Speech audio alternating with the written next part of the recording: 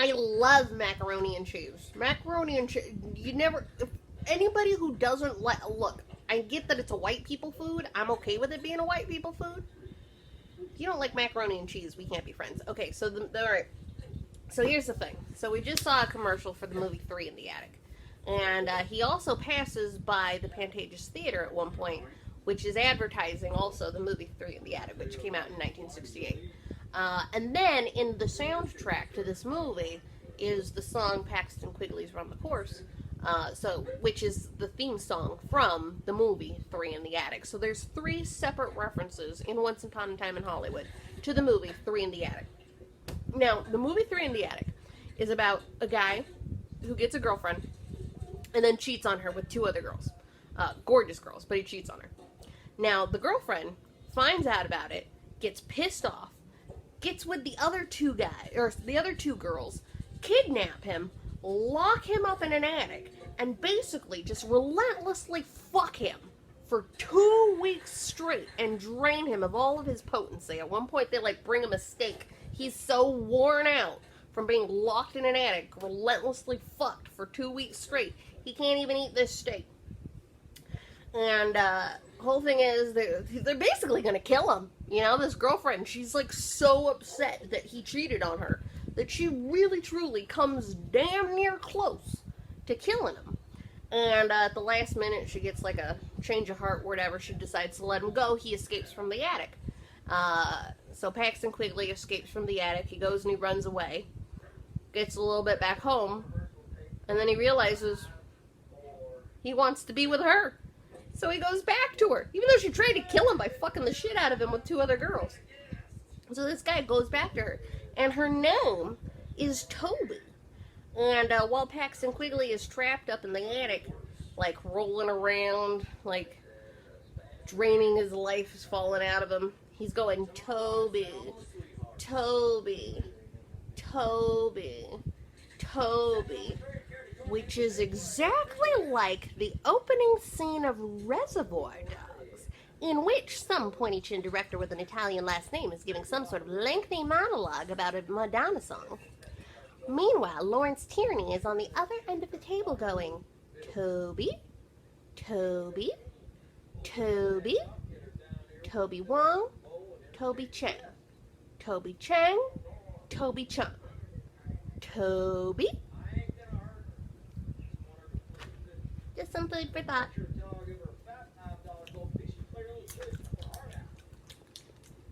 Okay, so Cliff right now. Look, I'm just gonna spend this whole movie just dying over Brad Pitt because he's just the most perfect that's ever been perfect in the history of perfect. There's a whole backstory Clinton has about this jacket that he's wearing because Cliff got pulled in at the last minute to do some stunt work on the film The Trials of Billy Jack, and because the original stuntman who was supposed to be on The Trials of Billy Jack broke his shoulder because for some reason in the Tarantino cinematic universe, anytime an actor loses a role, it's because he broke his shoulder. So everybody's just breaking their shoulders in the Tarantino cinematic universe. I don't really understand why. But they couldn't pay Cliff his normal rate in order to do the stunting for Trials of Billy Jack. So to make up for it, they gave him part of the wardrobe. So the jacket that Cliff is wearing here is technically supposed to be the actual jacket worn in the Trials of Billy Jack. Brandy! Oh. I just have to say it. With no ulterior, hey look, he gives the dog a bone. When, you know? Brandy is the sexiest dog I have ever seen. Her gait and her build is just so, she's just so built, you know? She looks like she was starting a bodybuilding contest or something. Mannix. So it's funny, was it's on my book while you were tweeting that none of you have read, because I don't know. I do this whole thing where I keep talking about Brad Pitt not having a shirt on. We're getting to that scene, and I will stop everything when we get to that scene. But I talk about Brad Pitt not having a shirt on, and, you know, what other sexiest man alive could have pulled off this role, Mark Harmon, Harry Hamlin, whatever. And then I pull up a picture of Mark Harmon in the movie Summer School, where he's got his shirt off, and he's with a dog, so I put that in my book. And then when Carl Reiner died this year on my birthday, I watched the movie Summer School with Mark Harmon, and at one point, Mark Harmon is wearing a visor that's the exact same Champion logo that Cliff Booth is wearing this whole movie. So, time is a flat circle, you know? Oh no, the TV antenna's been blown down by the wind. Whoever will fix it? This is the best part of this movie. Alright, now I'm taking my top off. No, I'm not gonna take my top off. I'm gonna take my top off. I'm gonna do it. Oh, now. Oh, yeah. You're gonna put that belt on. You gotta put that beer in there, baby. You're gonna earn that. Oh, look at the parkour. Oh. Okay, now he's gonna go fix this antenna. This is the best. I don't know why this movie's 3 hours long, you know? Could have just been 30 seconds. Right here. Just what? The hair. Yeah, you put those gloves on. Oh, yeah, you gotta bring them out a little bit first. Oh, yeah, you got a hard day's work ahead of you, babe. Oh, that chest hair. God. And I'm not like into bodies or nothing, but it's just perfect that ever was perfect, you know?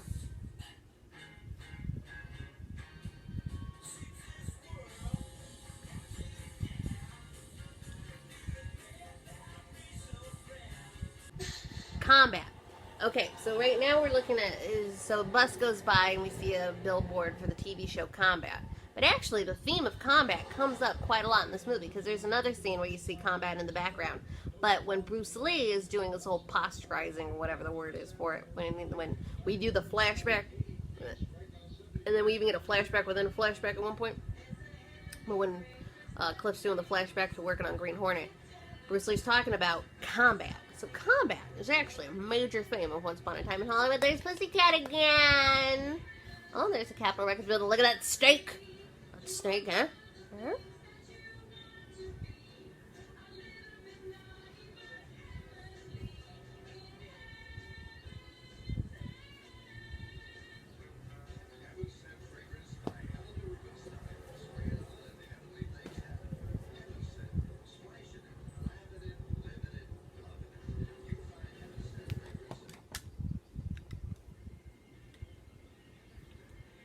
Mike Moe is so fantastic in this. In his sport, there's an element of true calm. When Cassius Clay meets Sonny Liston in the ring, that's not too bad, it's posture. That's calm. Combat. Two men trying to kill each other right now. If you don't beat him, he kills you. That's beyond athletics. That's beyond the wide world of sports. That's two warriors engaged in combat. That's what I find. In martial arts tournaments, they won't let you fight like that. It's very frustrating. You stand in front of a guy, you just want to let him have it. But you can't. So you gotta do this play acting patty cake version. Cassius Clay, Sonny Liston, Joe Louis, the color boxer, not that white kickboxing asshole. They do what they need to do to win. They unleash as much punishment as they have to defeat the other guy. He's drinking milk. Martial arts tournaments, I do to win what they do to me. I unleash all my power. I kill people. See, the hullabaloo over this whole scene is totally unfounded. This takes place in a fictional universe, you know? What's your name? It's historical fiction. Yeah. It's not about whether or not Bruce Lee is cocky. It's about how powerful Cliff Booth is. You know you're kind of pretty. It's just to show the power of Cliff Booth. Did I say something? This is a man who was so tough he could kick Bruce Lee's ass. Now he's like twice as big as him, you know, so it's actually not that big of a deal at the end of the day. Leo's performance in this movie, in my opinion, was just so underrated and under-talked about.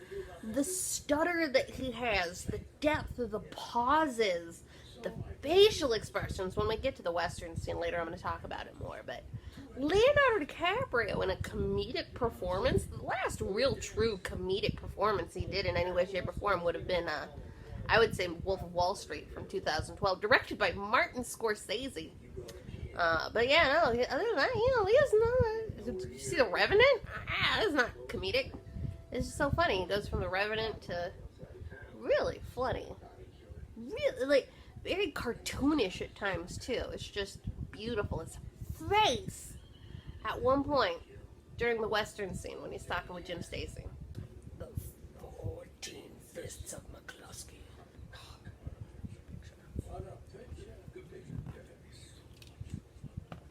Junie.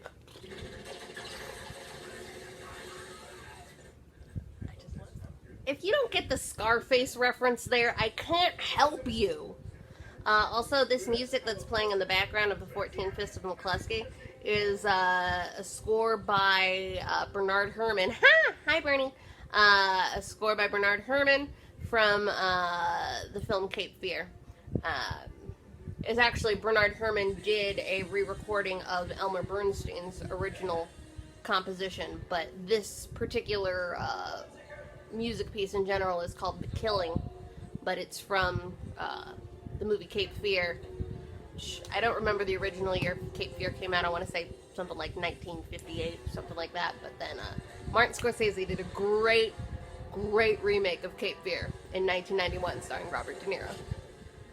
Great.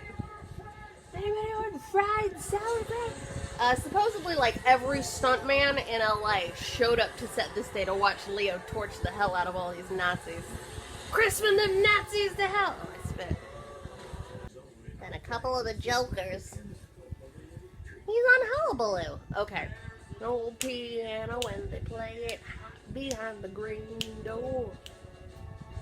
Don't know what they're doing, but they laugh a lot behind. Now, here's just another sort of mystery of the Tarantino universe. What is behind the green door? Now, the funny thing is that Rick Dalton's house has a green door, so is that what's behind the green door? There's also, there's a woman in the background of this scene, where they're at Mousson Frank's, and she's wearing a green dress and she's got short hair. Her face! Something about it. Oh my gosh, she's just got the most pinched, beautiful face. Just this jaw, and her face is so pinched. She's got this beautiful yellow brooch. But she's just chewing. She's just sitting there in the back chewing, doing her job, being extra. Oh, now she's drinking some wine. Yeah, you have that wine, you chew, talk with your girlfriend. Look at you rocking that green dress and that haircut with your pinched face. Who are you? You're fantastic. I know, these two guys, Pacino, DiCaprio. I want to know more about the green lady in the green dress with a pinched face. It's Carmen GHIA. It's so dirty, you need to get clean. But he lives by drive-in, Drive-ins, hey. Those are popular now, Weird. Funny.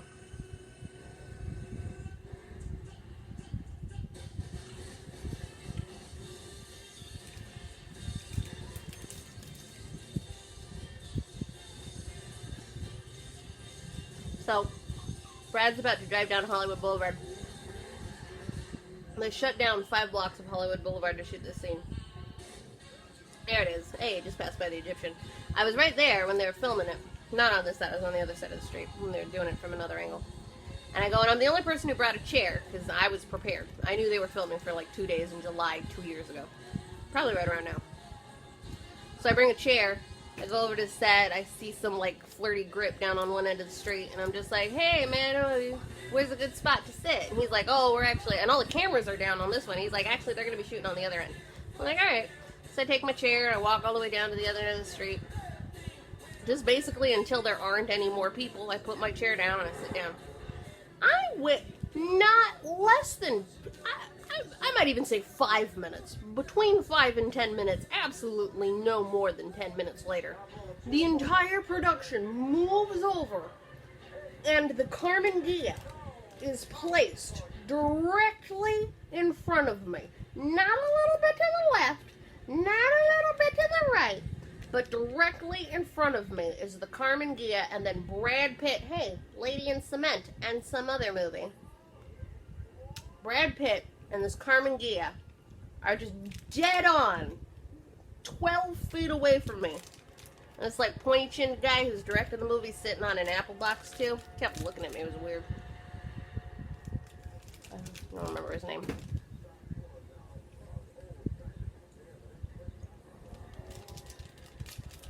It's like long and Italian. Combat is actually a major theme of Once Upon a Time in Hollywood. There's Pussycat again! I love macaroni and cheese.